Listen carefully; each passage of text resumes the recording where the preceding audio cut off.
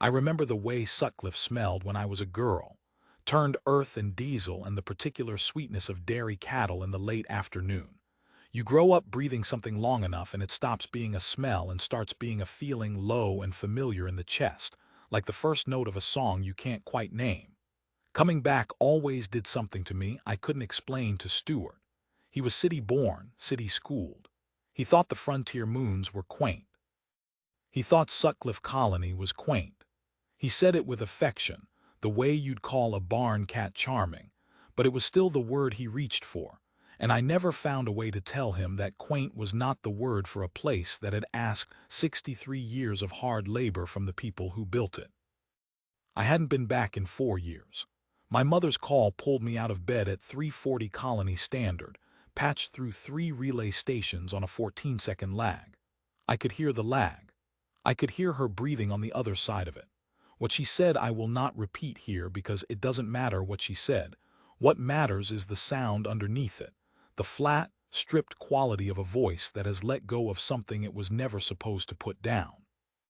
She shot herself 40 seconds after the call terminated.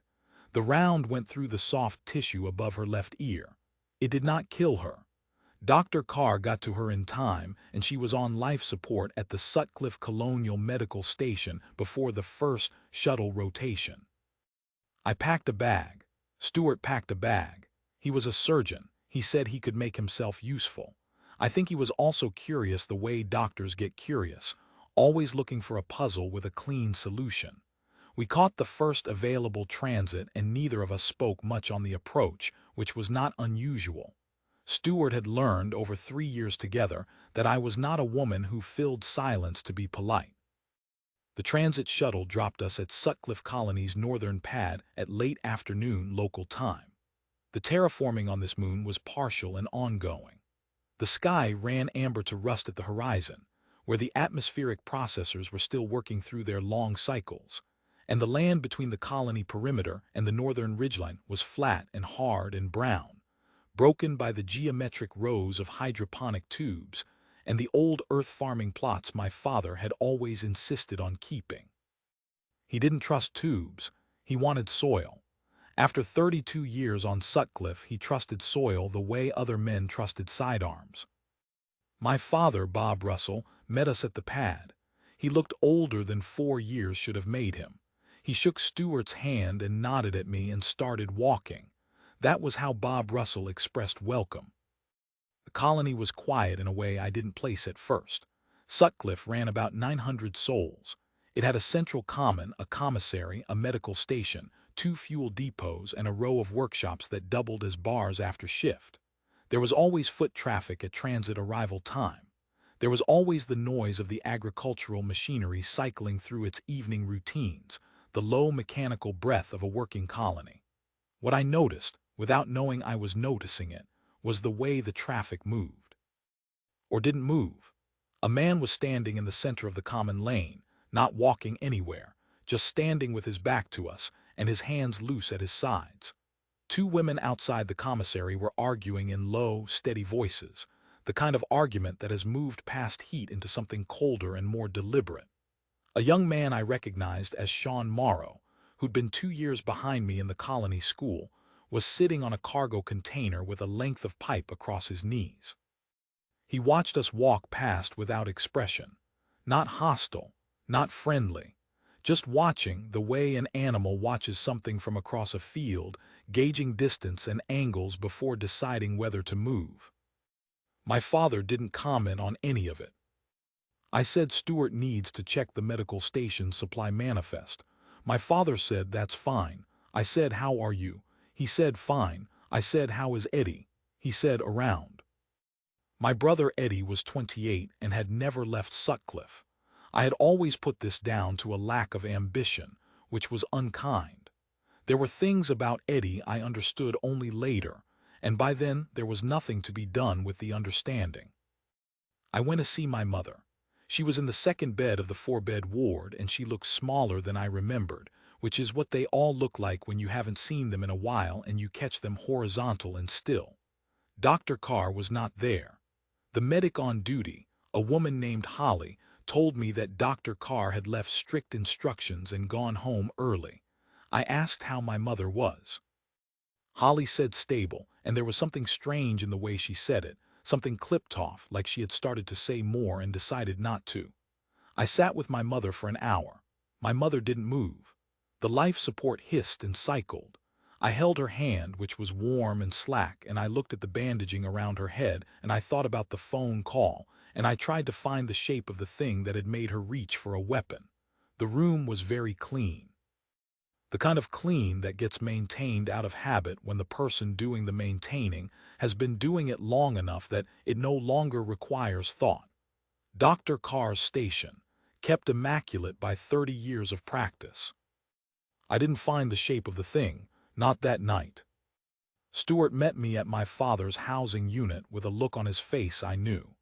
I knew it because it was the look he got when a patient's presentation didn't match the chart, interested and careful and slightly pale. The colony milk is contaminated, he said, or something is contaminated. I pulled 3 samples from the commissary distribution lines and ran a field spectroscopy. There's an organic compound in there I can't identify off my portable database. Non-terrestrial, probably. Could be byproduct of the terraforming chemistry. Could be something else. I asked what he meant by something else. He said, I need to run more tests. That was the last calm conversation we had. That night I lay in my childhood bunk and listened to the colony. Sutcliffe had a particular nighttime sound profile, the processors on their 18-hour cycles, the wind off the northern ridgeline, the occasional hydraulic sigh of the livestock pens adjusting pressure. What I heard instead was intermittent and wrong, a crash from the eastern residential block. Someone shouting not in pain in a kind of furious flat declaration, the way drunk people shout when they've stopped performing and started simply saying what's in them. Then silence. Then, a long time later, a single short sound that could have been a door or could have been something else, and then nothing again. I told myself it was nothing. People argue, things break. It's a colony of 900, not a monastery. I woke at 600 to the sound of my father and Eddie fighting. Not an argument, a fight. Physical and real against the partition wall, close enough that the sound came through flat and immediate. I got my boots on and went to the main room. Eddie had a cut above his eyebrow. My father had backed himself against the far wall and had a tool, a short-handled cultivator, serrated, held low and loose in his right hand. Not brandished, just there, like a man who has thought through the geometry of a room and selected the right instrument. Eddie was standing in the middle of the floor. He was looking at me in a way that made me go still and quiet inside. I said, "What is going on?" Neither of them answered. My father didn't take his eyes off Eddie. Eddie didn't take his eyes off me. I walked past Eddie to stand beside my father. I put my hand on my father's arm. I said, "Put that down." He put it down, just like that. I hadn't known I could still do that. Eddie walked out without speaking. My father sat down heavily and looked at his hands for a long time. Then he said, "Something is happening to people. Something got into the water or the air or I don't know what." He paused. "I've been drinking the processed municipal water, not the commissary milk. I switched 3 days ago when the filters tasted off." He looked at me. "You drink the milk?" I said no. I'd brought my own supplements from the city, a habit I'd developed for field work, carrying sealed rations. I hadn't touched the commissary milk. I found Stuart at the medical station. He had been there since 400. He looked like he hadn't slept, which he hadn't. He had identified the compound, or identified enough of it. It wasn't a terraforming byproduct. It was a synthetic polymer chain with a targeting sequence he'd seen once in a restricted pharmacology journal, something designed to cross the blood-neural barrier and disrupt the prefrontal inhibitory network. In plain language, it turned off the part of the brain that told you not to. Whatever you wanted, whatever you feared, whatever you hated, whatever you desired, it stopped waiting for permission. It just happened, and it was cumulative. The longer you were exposed, the less remained of the filtering layer that made a person something more than a collection of unmediated urges. Stewart said, "I've been infected for approximately 36 hours." I looked at him. He said, "I know I am. I can feel the edge of it. The way the thoughts come faster than they should and then just arrive. No filter." He pressed his fingers against his jaw. "I've been fighting it. The self-awareness seems to slow it down, but I don't know how long that lasts." I asked him how the compound got into the colony supply. He told me about the earthquake. 4 days ago, a seismic event minor by any standard, a 2.1 tremor along the old geological fault that ran beneath the colony's northern perimeter. Enough to rattle windows. Enough, apparently, to crack something that had been buried a long time in the substrate beneath the dairy operation. Something buried on purpose, in a sealed vault that had been dug and covered over decades ago, before any current colonist had arrived. The vault had fractured. The compound had leached into the groundwater that fed the dairy herd and through them into the colony milk supply. It had been in the system for 4 days. 900 people drinking milk every day. I asked who buried the vault. Stewart said, "That's the question, isn't it?" I went to see Margot Linden. Margot had been my closest friend here growing up, and she had stayed, and she had a boy named Jimmy who was 9. I found her in her housing unit. Jimmy was sitting in the corner with his arm in a makeshift sling. Margot was standing at her workbench doing nothing, just standing there with her tools laid out in front of her, touching each one in sequence. She greeted me in a flat, distracted way. Her eyes kept going back to Jimmy. I asked Jimmy if he was all right. He didn't answer. Margot said he fell. The angle of the bruising above the sling wasn't from a fall. I knew what falls looked like. I'd grown up on this colony. I said, "Margot, I'm going to take Jimmy to the medical station." She picked up one of the tools from the bench. Not threatening, just holding it. She said, "He doesn't need to go anywhere." I talked to her for 6 minutes.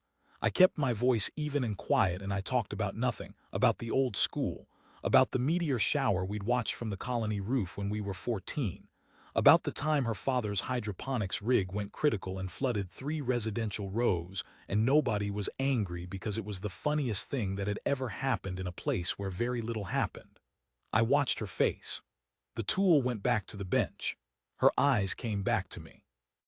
There was a moment, brief and terrifying in a different way, where I could see her in there, the real Margot, looking out from behind something.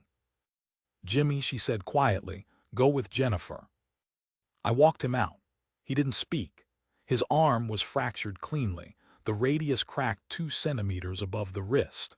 Holly said it without sedative because the sedative supply was already running low, and Stewart was rationing against what he suspected was coming.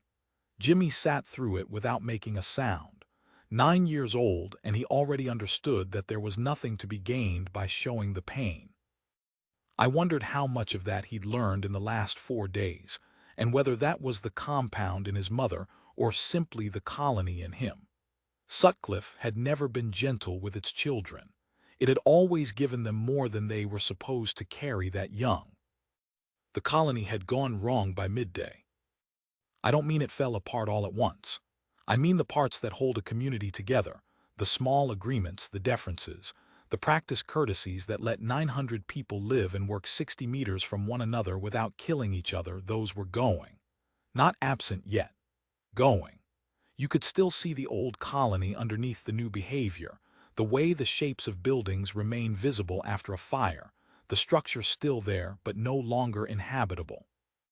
A man named Gus Tabor walked into the commissary and emptied the credit registers while the clerk watched. Not the clerk who would ordinarily have pushed the alarm. She was infected too, and she just watched, with the incurious expression of a person who has stopped having opinions about the behavior of others. Nobody moved. At the fuel depot, 2 workers had a disagreement about shift rotation that should have taken 3 minutes and ended with one man's face against a wall, his coworker holding him there, with a patience that was more frightening than rage would have been. The children were the worst. Children are closer to the surface at the best of times, and the compound removed the remaining distance. I watched a group of them, 8, 9, 10 years old, moving through the common lane with a purposeful quiet that had nothing childlike in it. They were not playing. They were evaluating. Jimmy, beside me, recognized some of them. He put his good hand in mine and didn't let go for the next hour. I saw Sean Morrow again. He still had the pipe. He'd added 2 other young men to whatever he was doing, and the 3 of them were moving slowly through the residential rows with the methodical air of people conducting an inventory. Stuart found me at 1400. He looked worse. His eyes were too bright and his movements were very controlled, the way a man moves when he is managing himself carefully, aware of each action before he takes it. He had taken a ground vehicle out to the northern perimeter and followed the fault line to where the seismic event had been most concentrated. The vault was there, partially exposed, the sealant cracked along a 14-centimeter fracture. It was old construction, military-grade composite. Whoever had built it to last a century, which meant they had planned for this to last a century. It wasn't a spill. It wasn't an accident of industry. Someone had put it there deliberately, in the substrate beneath a dairy operation that processed and distributed milk to 900 colonists, and they had intended it to stay buried until they decided otherwise. Stewart said there's a pipe, a conduit running from the vault to the filtration intake for the dairy processing facility. It was sealed. The earthquake didn't just crack the vault, it cracked the conduit seal. This happened ahead of schedule. I said, ahead of whose schedule? He didn't have an answer. He had a direction, the airfield on the colony's eastern edge, where 2 men he hadn't recognized were loading a biplane-class agricultural aircraft with sealed barrels. He'd watched them from a distance. The barrels were identical to the casing of the vault, marked with nothing, handled with the brisk efficiency of people who have done the same task many times before and do not think about what they are doing while they do it. I need you to understand what I am telling you. Stewart was infected. His prefrontal inhibitory network was compromised by a synthetic compound that had been in his body for a day and a half. And yet he stood in front of me and laid out the facts in sequence and told me what he thought was happening and what he thought I should do. He fought it for that. He held himself together long enough to give me what I needed. He said, "You're the only one here who can think clearly. Everyone else has been drinking the milk for 4 days. You've been here less than 24 hours and you haven't touched it. Whatever they're planning to do next, whatever those barrels are, you need to get out of the colony before it happens. You need to get to a relay station and get word out. Someone knows this vault is here and someone knows this colony is a test site." I said, "I'm not leaving you." He said, "I'm already losing. It's not dramatic. It's just arithmetic, don't make it worse." He turned and walked back toward the eastern perimeter. I stood there for a moment in the rust-colored late afternoon and thought about what I was willing to let arithmetic do. I got a vehicle from the motor pool. The attendant was sitting on the floor with his back to the door, and when I asked for keys, he handed them over without looking at me. I drove north to my father's dairy operation first. My father was in the equipment barn, alone, cleaning something methodically. He looked up when I came in. His eyes were clear. He'd been off the milk for 3 days. Whatever window existed between the compound's entry and its full effect, he was still inside it, barely, I thought, from the way he was moving, deliberate and over-careful, the way a person moves when they have noticed something wrong in themselves and are not yet certain how wrong it is. I told him what Stewart had found. My father listened without interrupting, which was how he always listened, and when I finished he was quiet for a long time. Outside the barn I could hear the herd moving in its pens, the low, ordinary sound of animals that had been fed a contaminated supplement for 4 days and felt nothing because the compound was calibrated for human neural architecture. The irony of that had not been lost on me. The cattle were fine. He said, "Eddie's been drinking the milk since the beginning." I didn't say anything. He said, "I know what you're not saying." He found a short-wave transmitter in the equipment bay, old technology. the kind that still worked when satellites were compromised or when someone had decided they should be, and he handed it to me along with a data card on which Stewart had apparently loaded his compound analysis, the spectroscopy results, the vault coordinates, everything. Stewart had given it to him before coming to find me, had planned ahead, had thought it through despite everything the compound was doing to his capacity to think. My father said, "There's a relay booster on the Carver Ridge, 2 kilometers north.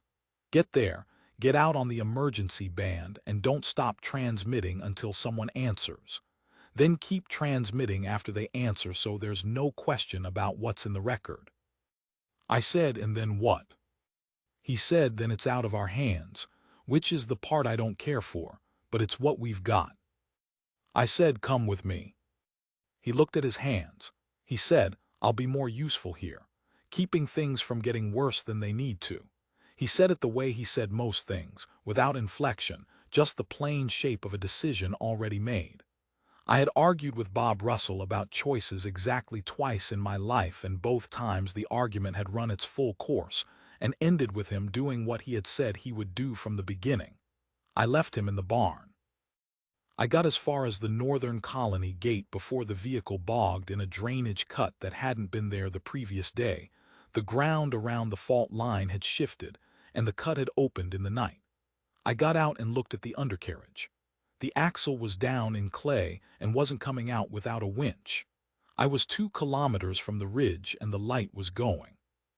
I walked. I want to be precise about those 2 kilometers because I have told this story before, and people always want me to make it dramatic in a way it wasn't. What it was cold and quiet and very long. The amber light of the partial terraform going red at the edge of the sky. The sound of the colony behind me, which was different now, intermittent and sharp, shouting once, and then a concussive sound I chose not to investigate, and a longer silence after it that felt worse than the noise had. The ground uneven and unreliable, the fault-shifted terrain cutting small, unexpected grades into the flat brown land. My boots not built for open terrain, city-grade soles that found no grip on the hard clay and slid twice and nearly went down once. The transmitter in one hand and the data card in my jacket pocket, and the wind off the ridgeline in my face. I thought about Stewart. I thought about Jimmy's arm set without sedative. I thought about Margot at her workbench, touching each tool in sequence, and the moment when her real self had surfaced long enough to send her boy with me. I thought about what it meant that she had been able to do that, that some part of her had held on long enough, had resisted long enough to make one right decision. The compound stripped the filter, but not everything. Not all the way down, or maybe not in everyone. I thought about the vault, buried 60 meters below the colony's daily life, sealed in military composite, laid down by people who had surveyed the fault lines and chosen the dairy operation deliberately because it was the colony's central food distribution node, and because cattle were docile, and because dairy colonies on frontier moons had no particular constituency in the settled systems that might make trouble afterward. Laid down with a conduit already plumbed to the filtration intake, ready to open when the time came. 900 people selected for an experiment in inhibitory collapse, selected because they were remote and dependent, and had no political weight to press against whoever had authorized the vault. The Consortium's models presumably did not account for a surgeon who refused to stop being a scientist while his mind was coming apart. They probably assumed that within 36 hours of compound exposure, cognitive function would be sufficiently disrupted to prevent methodical chemistry. They hadn't accounted for how much a man can hate losing himself. They hadn't accounted for what stubbornness looks like when it has something real to push against. I reached the Ridge booster at 1940 local time. It was a relay trunk, unmaintained and weathered, but the power cell was still green. I jacked the transmitter in. I keyed the emergency band. I started talking. I gave my name. I gave the colony designation. I gave the coordinates of the vault and read Stewart's compound analysis from the data card. I described what I had seen in the colony over the previous 36 hours. The bank robbery that no one resisted, the children with the pipe doctor car euthanizing my mother and then himself, the progressive social collapse of a community of 900 that had been chemically stripped of its capacity for restraint. I described the biplane and the barrels. I described the government vehicle Stewart had found at the airfield. I said the colony was a test site, and that someone had scheduled a cleanup operation, and that I was outside the perimeter and uninfected, and that someone needed to come here before the aircraft made its pass. I transmitted for 11 minutes before I got a response. The response was a hold signal on an administrative channel, which meant someone official was receiving but not yet authorized to respond. I kept transmitting. I read the compound data again. I gave names: Margot Linden, Jimmy Linden, Bob Russell, Stewart, Dr. Carr, Gus Tabor, Sean Morrow. I made each person real in the record, not as cases or incident data points or compound exposure subjects. As people with names and histories and children and 30-year grudges about soil quality. I made each name something that would have to be accounted for later by whoever reviewed the transmission. I talked about Jimmy's arm set without anesthetic and the sound he didn't make. I talked about Margot sending her boy away when every stripped-down impulse in her compromised nervous system probably told her to hold on. I talked about my father in his equipment barn, still himself, staying behind because the colony needed at least one person who was still themselves. 17 minutes after I began, I heard a voice. It was clipped and careful and identified itself as a Colonial Authority Security Coordinator. It asked me to confirm my identity and location. I confirmed both. It told me to remain at the booster and maintain transmission. I said there is an aircraft loading neutralizing agent. If that aircraft makes its pass, the evidence inside those people goes with it. The compound breaks down. You will have 900 colonists with no memory of the previous 4 days and no organic trace of what was put in them, and a vault that will be resealed before your investigators arrive. There was a long pause. I said, I am not asking for permission to keep talking.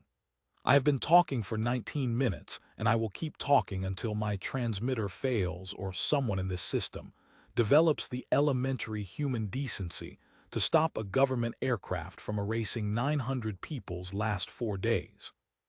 The coordinator said, we are dispatching an enforcement vessel. Estimated arrival 40 minutes. I said, tell them to look for the biplane first. I kept transmitting. At some point I stopped reading from the data card and just talked about Sutcliffe, about my father's insistence on soil farming, about the way the colony smelled at shift change, about a girl named Margot who had let her son go with me when every stripped-down impulse in her compromised nervous system probably told her to hold on. I talked because the band was open and the record was running, and I wanted the record to contain the fact that these were people, not a test population, not a statistical outcome. People with histories and habits and specific, particular stubbornness going back 3 generations on a hard moon under a partial terraformed sky. The enforcement vessel arrived in 38 minutes. They quarantined the colony. They intercepted the biplane 6 kilometers past the perimeter. The aircraft had taken off, which meant the pass had already been ordered, which meant someone had given the order, which meant there was a record of the order. And records have a way of surviving in the colonial authority system, even when people would prefer they didn't. The man beside the government vehicle confronted Stewart when Stewart approached. The exchange was brief. Stewart was shot. I had started back toward the colony by then. I don't know why, some pull I couldn't have explained, the same pull that had kept me transmitting past the hold signal, and I saw it happen at a distance. I drove what I had, which was a heavy frame equipment vehicle I'd found abandoned at the colony edge. The math was simple and I did it quickly. The man who shot Stewart is dead. I have said this in testimony and I will say it here. I am not sorry. I am something when I think about it, but it is not sorry. Stewart was transported to a medical facility. The compound was survivable with aggressive treatment. The inhibitory damage was largely reversible in subjects exposed for fewer than 72 hours. Some colonists had been drinking the milk since before the seismic event. A few of them had been drinking it for 6 days. Those cases were different. I will not detail what different looked like because it is not my story to tell. The families of those colonists carry it. I only know what I saw from outside. My mother survived. She was already on life support when the compound took hold and the treatment protocol reached her early. Dr. Carr had been infected for 5 days before he euthanized her, and then himself. I have thought about Dr. Carr more than I would have expected. He had delivered half the children in Sutcliffe Colony. He had been meticulous and kind and inflexible in the right ways for 30 years. The compound took all of that away and left only the bottom layer. Whatever was at the bottom of Dr. Carr, it looked at a woman on life support and decided the merciful thing was to end it, and then looked at itself and decided the same. I don't know whether to call that the worst of him or the best. I have stopped trying to decide. Eddie was held for evaluation. I did not visit him. My father did. He told me afterward that Eddie had no memory of the fight in the main room, which was either true or something Eddie found useful to believe. My father seemed to think the distinction mattered. I was less sure. The consortium behind the vault was a distributed logistics enterprise operating under 6 different corporate registrations across 4 settled systems. It took the colonial authority 11 months to trace the chain to its origin. The vault at Sutcliffe was not the only one. There were 3 others, in 3 other remote colonies, all dairy-dependent, all sited near geological fault lines that were scheduled to experience induced seismic activity at intervals the consortium had calculated and paid for. Sutcliffe had simply gone early. The earthquake had been natural, a genuine geological event, not a scheduled one, and the vault had cracked ahead of time. The consortium had been monitoring all 4 sites from the government vehicles, waiting for the colonies to destabilize sufficiently, timing the neutralizing pass for the exact window when the compound would have done its work, and the evidence could be scrubbed before the colonial authority thought to look. What their model had not included was a woman who didn't drink the milk. That sounds too clean. I know how it sounds. The truth is that I didn't drink the milk because I had sealed rations I was already using and it didn't occur to me to stop using them. It wasn't foresight. It wasn't heroism. It was the habit of a woman who'd done field work in environments where you didn't trust the local supply. There was no plan. There was no special virtue. There was just arithmetic working in the other direction for once. What I had that the model hadn't counted on was Stewart. Stewart, who was infected and knew it and had maybe 30 productive hours left before his own mind was no longer available to him, and who used those hours to find the vault and run the chemistry and load a data card and hand it to my father. I have been asked whether that was love or duty. I have said, honestly, that I don't know. I think it was the same thing soldiers describe when they talk about why they went back, not because they calculated that it was worth it, but because they were still themselves, and as long as they were still themselves, there was something they could not leave undone. He recovered. It was not a fast recovery and it was not a clean one. The treatment for inhibitory compound damage is long and unglamorous, and there are months afterward when you catch yourself doing things, saying things, reaching for things, and having to stop and ask where that came from. Stewart got very good at pausing, better than he'd been before in some ways. He told me once that it made him a better surgeon. That knowing what it felt like to have the filter stripped away made him more grateful for it and more careful with it. I don't know about that. I only know what I saw, which was a man spending 2 years learning to trust the person he was again after 10 days of being someone else. That is work I would not wish on anyone. He did it without complaint. That's the word I'd use for Stewart, without complaint. He came back to himself the same way my father farmed, methodically, incrementally, without spectacle. Margot Linden got full reversal treatment. Jimmy Linden's arm healed straight. My father sold the dairy operation and planted grain, and the new colonists who came in after the quarantine lifted found a man who was meticulous about his soil and disagreeable about his water filters and utterly immovable about the source of his food supply. He made no speeches about it.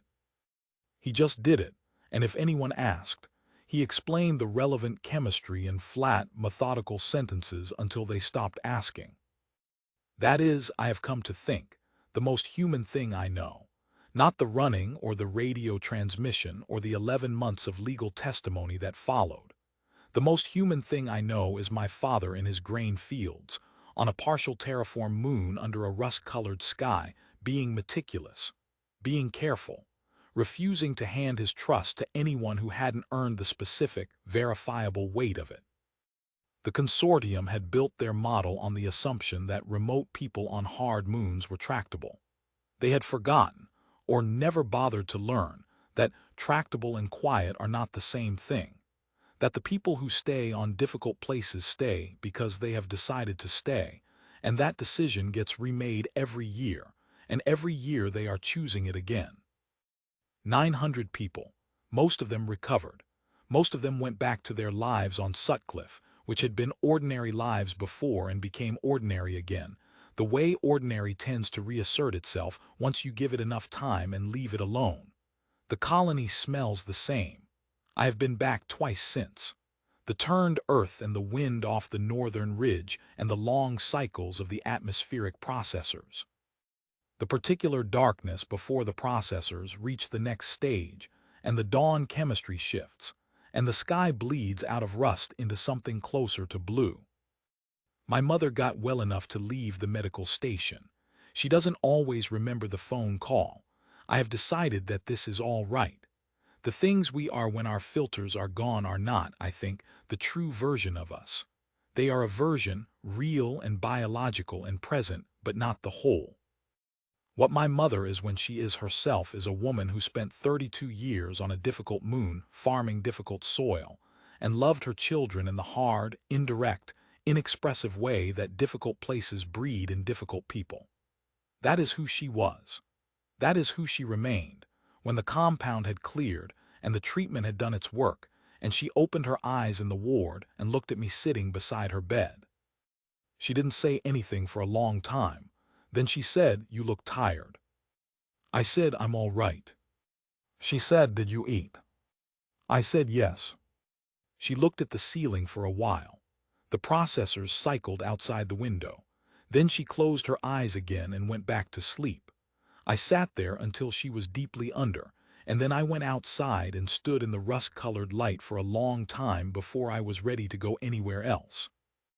The enforcement vessel's investigator who had been first aboard asked me, later, why I had kept transmitting past the hold signal, why I hadn't stopped once I knew someone was listening. Because records get lost, I told him. Because someone could have pulled that hold signal, and the recording might have been flagged for review and never reviewed. Because the aircraft might have completed its pass, and the vault might have been resealed, and in 6 months the Consortium's other 3 sites would have gone forward on schedule with no one the wiser, and 900 more people would have had 4 days of their lives scrubbed clean by a low-altitude aerosol. I knew none of that for certain. I knew only that the band was open, and the transmitter was green, and the record was running, and my voice was still working. So I kept talking, because that was the thing I could do, because I was still myself, and because being still yourself in a colony of 900 who no longer were turns out to be the only advantage you need, if you know how to use it and you are not willing to sit down.